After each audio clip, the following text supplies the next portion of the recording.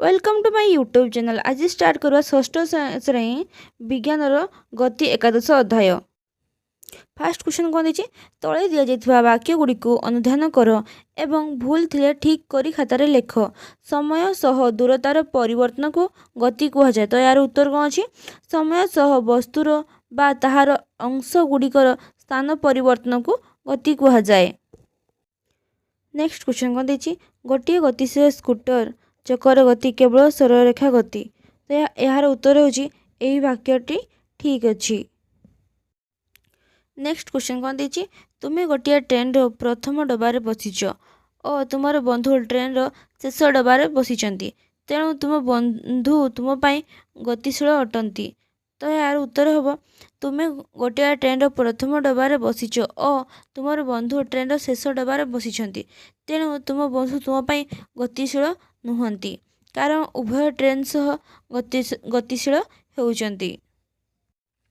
Next question तुम पाई सूर्य गतिशील अटंती। तो यार उत्तर कौन हो पारे एही वाक्यटी सत्य। तो यार उत्तर होउची यह ठीक अछि।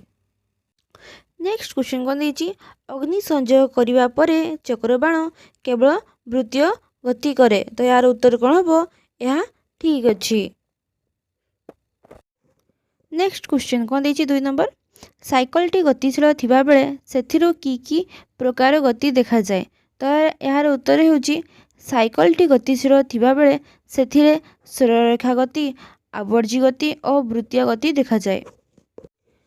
नेक्स्ट 3 नंबर कौन कहिछि वृत्तीय गति और आवर्ती गति मध्य थिबा सामंजस्य और पार्थक्य लेख। प्रत्येक गति पाई दुईटी उदाहरण दियो। प्रथम कहार देछि सामंजस्यर उभय प्रकार गति पाई गोटे केन्द्रर आवश्यकता रही थाए।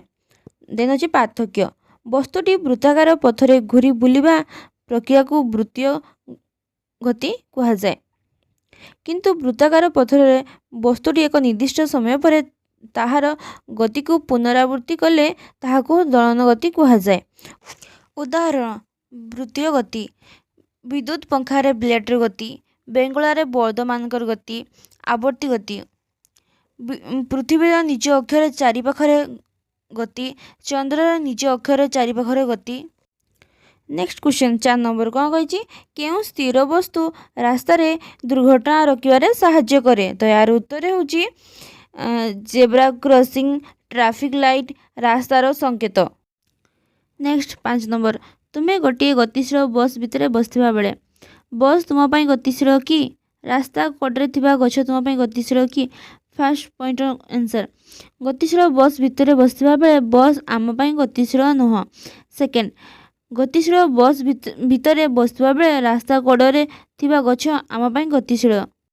नेक्स्ट क्वेश्चन 6 नंबर क्यों उपाय तुमे गोटे पर्वत को तुम पाई गतिशील कर दे पारिबो। तो यार उत्तर होउछि आमे ट्रेन रे बसी गोटे स्थान रु अन्य स्थान को गति कला बेले ट्रेन धारा पार्श्व रे पर्वत थिले ताहा आम पाई गतिशील होई थाए।